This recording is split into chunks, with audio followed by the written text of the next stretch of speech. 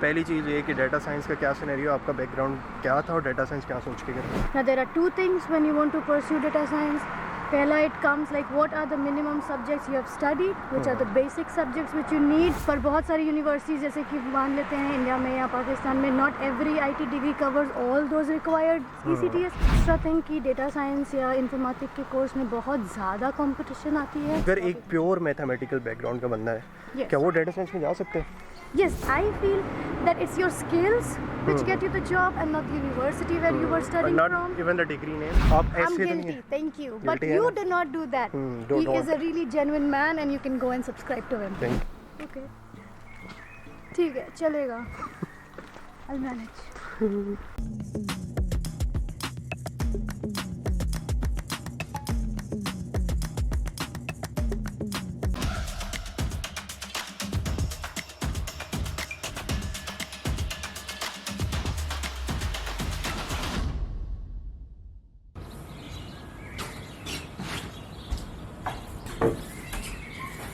MR podcast वाला podcast हम चलते चलते बनाएंगे क्योंकि हम हाइक पे जा रहे हैं. हमारे साथ उजाला पाकिस्तान में, उज्ज्वला इंडिया में तो डिफरेंट नाम है. उजाला का बड़ा इंटरेस्टिंग बैकग्राउंड है, डेटा साइंस कर रही है और डेटा साइंस की मुझे बड़ी रिक्वेस्ट आई कि बताएं यार क्या सीन है, कौन लोग डेटा साइंस में जा सकते हैं और बैकग्राउंड आपका क्या होना चाहिए. उजाला से हम पूछते हैं क्या बैकग्राउंड था. एक और इंटरेस्टिंग चीज़ है, प्राइवेट यूनिवर्सिटी में पढ़नी है तो हम वो भी पूछेंगे. पहली चीज़ ये कि डेटा साइंस का क्या सिनेरियो, आपका बैकग्राउंड क्या था और डेटा साइंस क्या सोच के कर रहे हो? I did my IT engineering from my place, from my city in India, और उसके बाद I came here. Now there are two things when you want to pursue data science.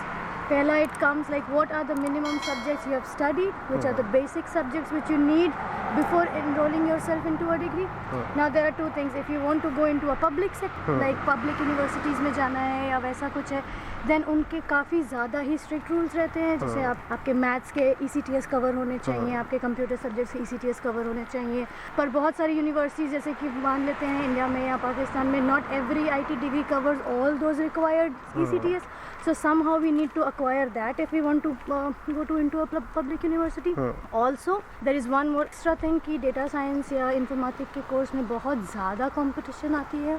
Specially public university. As far as I feel. जो आपको लगता है? Yes. India से ज़्यादा आता है या हर देश से ज़्यादा आता है? मुझे लगता है somehow इंडिया से बहुत ज़्यादा आ रहे हैं because ये IT background के लोग बहुत cultural चीज़ है that we are really going forward with IT and you know people and parents also are encouraging their kids की you know go towards IT and engineering. Jobs हैं उसमें हो रही है वो Yes, सारा. because job scopes and opportunities बहुत आती हैं. तो I somehow also feel कि universities एक ratio maintain करने के लिए they are really very strict on कितने रेशियो के आपके इंटरनेशनल स्टूडेंट्स आ रहे हैं. And then somehow it becomes a bit tricky to get into a public university if you are not covering all your ECTS and everything. As I am studying in a private university in Potsdam, the thing is here the basic requirements were कि आपका informatic होना चाहिए, which is computer engineering or IT, or it could be anything similar to like bachelor's in computer application is also eligible. Not only engineering, जैसे BCA is for 3 years and BTech is for 4 years, तो वो दोनों ही valid था. Basics आपके maths और आपके informatic के basic ECTS cover होने से ये मैनेज हो जाता है. And yes English knowledge. हाँ, लेकिन अगर कोई बंदा है वो इंजीनियरिंग बैकग्राउंड का नहीं है, सपोज IT का भी नहीं है. हाँ. अक्सर तो मैंने सुना है अगर आप IT के हो भी ना तब भी ये नहीं है कि डेटा साइंस प्योर IT की फील्ड है, क्योंकि उसमें मैथमेटिक्स का काफ़ी लेना देना आ जाता है. काइंड ऑफ यस, स्टैटिस्टिक्स का बहुत ज़्यादा रोल प्ले होता है. हाँ, तो अगर एक प्योर मैथमेटिकल बैकग्राउंड का बंदा है, क्या वो डेटा साइंस में जा सकते हैं?